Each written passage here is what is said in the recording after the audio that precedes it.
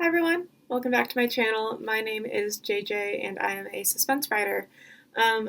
However, I am friends with a lot of other writers, and today I just wanted to talk a little bit about my friends and a little bit about why writing is so hard. Like, it's a solitary thing, but you have to have the people around you. You have to. It's not possible. um, at least in my experience, it is not possible to write in a vacuum. Nothing can happen that way. No creativity can happen that way. And so I wanted to talk a little bit about my friends and their writing and how their writing has influenced me, and how we are able to feed off of each other and play off of each other, and why having their opinion and everything is so important to me. And why I think you should also find some writing friends who can help. If you don't already have some friends, and if you're looking for some friends to bounce ideas off of or anything like that, I have a Facebook group called the Writers Circle that you can go join, and you can talk with a bunch of other writers, bounce ideas off of them. I'll put a link down below for that one because I think it's super, super important for you to actually be able to engage with other writers.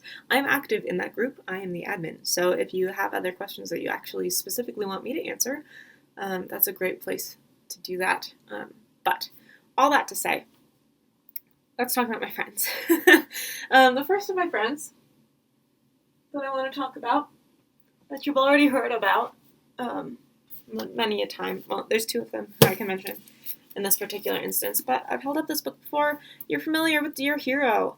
This book is written by Alyssa Roat and Hope Bolinger. We're going to talk about Hope first because Hope is awesome and she's a powerhouse. So, Hope also has a different series out called, I think the last book in this series releases this year, but there's Blaze and Den, and then the last one is Vision. And they're coming. They're so good. Anyway, all that to say, but Hope is literally a powerhouse. She is one of the hardest workers that I know. And when it comes to figuring out how to write on deadline and staying motivated and fighting through all of the struggles of writing, she is a fantastic person to talk to about all of that stuff. She also posts a ton of really encouraging stuff on her Facebook and on her Instagram. So all of the people that I mentioned, I'm going to link to their social media down below so you can go give them a follow because they're so cool. I'm constantly in shock that they're my friends, and that I just get to hang out and talk to them on a regular basis. It blows my mind that these people are in my life in this capacity. But Hope writes YA, and she's just branching into some adult romance novels with Alyssa as well. These two together are they're a power pair. But Hope herself has, hearing her talk about her journey, I actually interviewed her up when Blaze, previously called Den, but the series got renamed as happens in publishing. So when Blaze was coming out, I actually interviewed her, and you can go read that or watch that or listen to however you want to engage with that. It's right there. Anyway, but she has been one of my biggest inspirations and one of the people who constantly is helping me know, she's paving the path forward. She's like my publishing big sister, you could say. Just paving the path forward, giving me examples of what I would want to do and what I might not want to do, and providing conversation about all of that. I think it's just super, super important to have those people in your life who are going to help you be honest and help you actually assess what you want to do with all of everything publishing. She's such an incredible resource and friend in that way too, because we can have those conversations, which is amazing. Alyssa Roat, the other person who wrote Dear Hero, she has a couple series coming out this next year. Dear Henchman comes out soon-ish. sometime this year. And then she also has her own trilogy, her own YA fantasy trilogy coming out. I've been waiting for this trilogy for the last, I don't even know how many years. I'm so excited, okay? I'm so excited. I can't tell you anything about it yet because it's all on the down low. But the second I can, I promise I'm going to, because it's so freaking good. And her writing is so amazing. And if you like people like Rick Riordan's writing, if you like that kind of humor, if you like that kind of drama and intensity, if you enjoyed Harry Potter, you should hang out with my friend. And you should read her book. I'm going to let you know all about it when that happens. Yes, I did just compare my friend to J.K. Rowling. I know, that's high praise. But her characters are hilarious. They're realistic. She's so good. Alyssa Roat, you should go follow her as well. There's a link. But she is one of my consistent critique partners, where I will send her ideas and she will send ideas back to me. We'll discuss them, we'll talk about them, we'll discuss options. Like if I am stuck, like I am like I have been in this book, in my series that I'm writing, I will just send her a text message and be like, hey, what should I do? Here's the scenario. And she always has some sort of idea for me, which is amazing and desperately needed. Because half the time I just don't.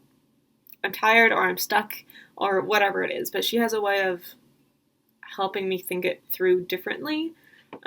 She's also one of my biggest cheerleaders, which also genuinely, again, it helps having all of the people around me who are constantly saying, you can do this, you got this, I'm going to support you whatever you decide to do, right? It makes a huge difference. The next person I want to talk about is Chrysa Keenon. She does not have any books out yet, but she does have a couple short stories that you could probably go read. I know one of them she's giving away if you join her email list, and it's so good. Chrysa Keenon is amazing. She is one of the people that I go to when I need just general life advice, as well as writing advice, editing advice, content advice. She's also a really good filter. As I've said in previous videos, my books are intense.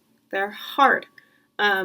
She doesn't tend to read suspense, and as such, she's not a perfect genre beta reader, but she is a perfect random person on the street picks up your book and starts reading it beta reader.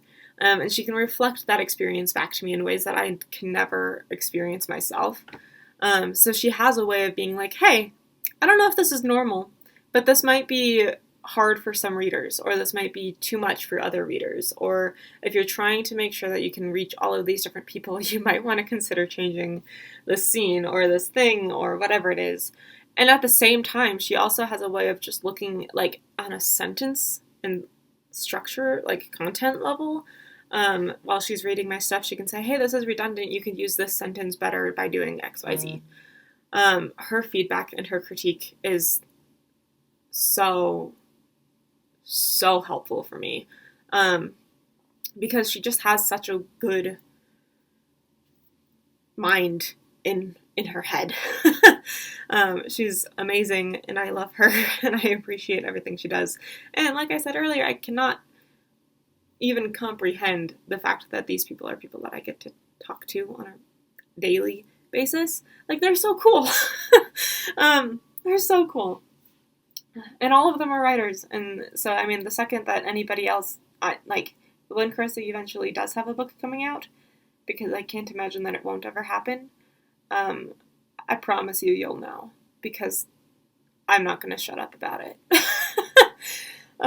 Another person that I want to talk about is the person who has helped as I've written all of these books. She's been my first critique partner. She's been my first brainstorm partner, and all the way through my entire process of writing books, she's also been an ego booster, which is sometimes helpful and sometimes a little too much. But as she has said, and I'm going to leave her nameless for now for her own privacy, because she's not trying to build a platform and she's not writing books or anything like that. She's just a dear friend of mine. And a dear, dear friend and sister. But she has told me, and I know it's true, that she does not like to read.